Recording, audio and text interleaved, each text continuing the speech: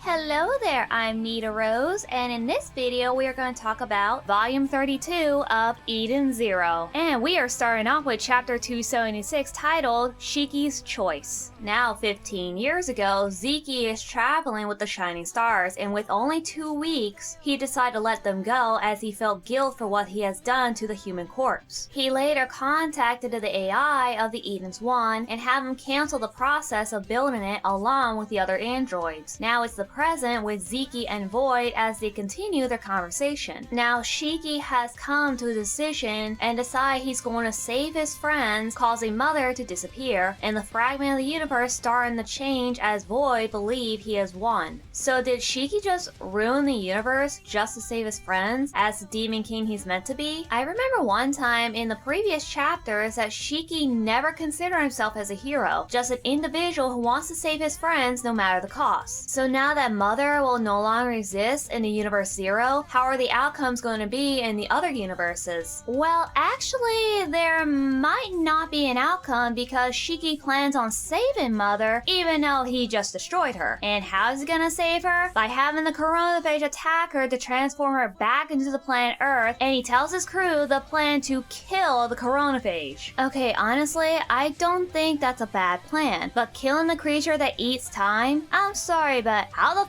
are you gonna do that? I mean, he and the crew have no information on these creatures, so how is he gonna kill it? I mean, that's my big concern right there. How is Shiki gonna destroy a Coronaphage? With a Deus Machina? I mean, changing Mother back into her original form and stopping the planet from dying with their futuristic technology honestly makes a lot more sense. He even has Zeki on board with the plan. Well, he didn't exactly tell him the plan, he just told him to keep Void busy, while Shiki goes along with his plan of killing the time-eating creature. Now the crew on the Eden Zero needs to figure out how to attract the Coronaphage towards them, and it's always showed up out of nowhere when Rebecca is around. However, Herman suggests it's actually the people who travel through time that attracts it. So pretty much everybody on that ship could attract it because they all travel through time. But another problem is that they're unaware of its location. So Herbert decided to go worldwide by broadcasting all their ether through the Beekeeper channel. And here's where Lobelia comes in. She and the other Beekeepers got an emergency transmission, and once she sees Rebecca's face, all those memories from the previous universes came back to her as she is willing to help out her dear friend, along with Couchpedo and all the other Beekeepers, as Rebecca is grateful for their help. But the Eden Zero gets attacked by the Eden's One with nobody to pilot it, as they soon remember that it has a mind of its own, but the ship isn't the only one attacking them. Here we are introduced to the legendary sword fighter Lady Freya, and we are also reintroduced to Cure. Oh boy, just what they needed. Sister Ivory, Weiss, and Hermit are tied up in a bunch of cords created by Cure, but Jin and Clean are willing to deal with Cure while having Homura face off with Lady Freya. Now next we see a very colorful page of Shiki and Rebecca. This has to be my second color cover page right next to Volume 13 cover. So anyways, Happy is concerned about Shiki's plan and confronts him about whether or not he could kill it. But Shiki is determined and told him it'll be his last job. But Rebecca feels uneasy with him saying the word last, and so Shiki corrected himself and said it's going to be the finale of their adventure. Meanwhile, back on the ship, Jin and Clean are having their fight with Cure, who proved to be a difficult opponent just like last time as Jin remembered. Later, Homura searched for Lady Freya and found her in the spa, upside down with her legs sticking out of the water. Okay, that's kinda weird, but whatever I guess. Lady Freya evaporated all the water in the spa and introduced herself to Homura as the weapon of war who was programmed to be a soldier. But she rejected that plan as she has no interest in human conflicts. So she decided to go on her own path and killed 1.6 billion humans, and then she does this to Homura.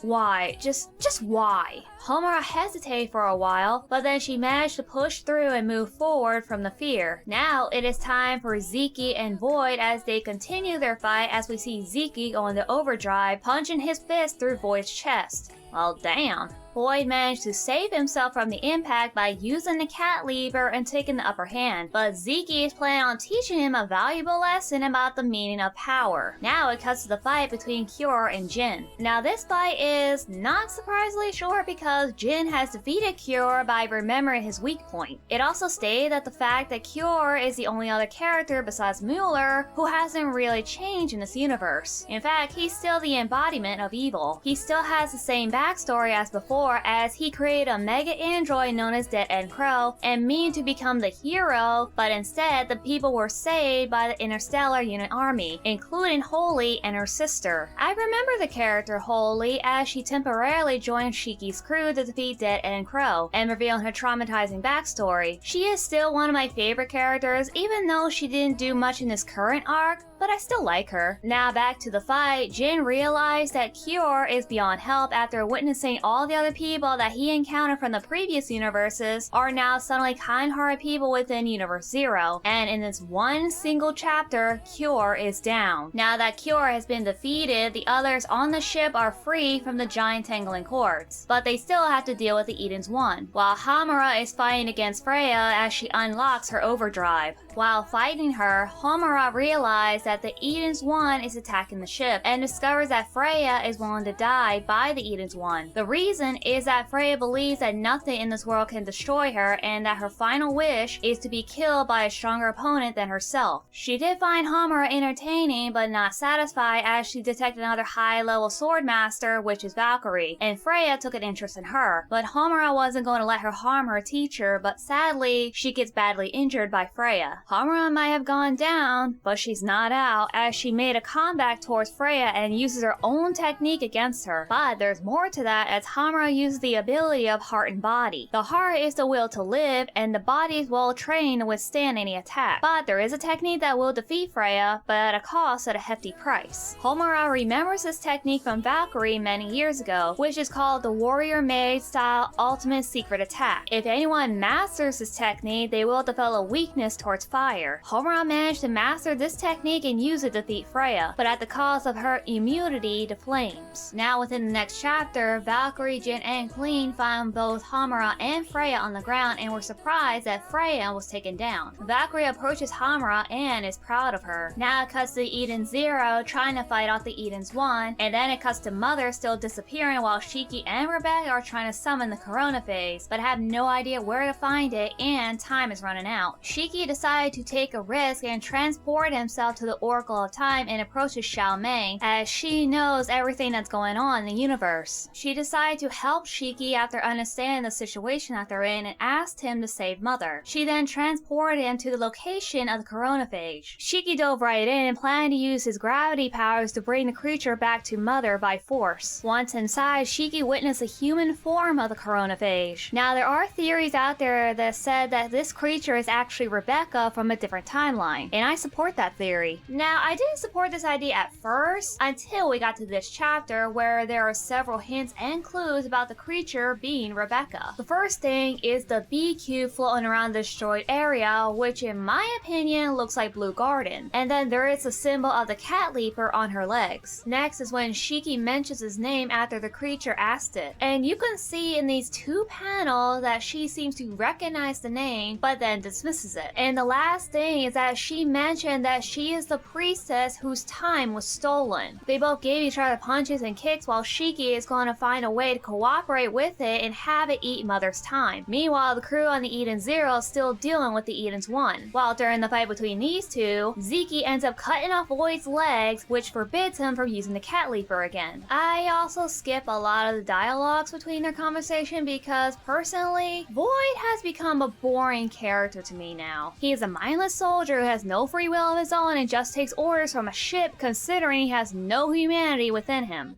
Then again, the guy was created out of mass of emotions and thoughts of two individuals. Now that it's the end of the volume, I was planning on telling the theory about how Rebecca became the Coronaphage, but decided not to because by the time I made this video, the chapter that proven that theory has been released. You see, the idea was that the Coronaphage was actually Rebecca from 20,000 years ago, and that theory turned out to be true, with more details involved. Also, I would like to say that I wasn't the only one who came up with this theory. That credit goes to Anne from Twitter, who was one of the first people who came up with the idea. So now talking about my theory and hers on this channel is completely pointless because the mystery behind the creature of time has been discovered. And here is where I end the video. And that wraps up this video. Thank you so much for watching, and don't forget to check out my other parts on TikTok, and don't forget to look me on Discord and X. And I'll see you all next time. Nita Rose out.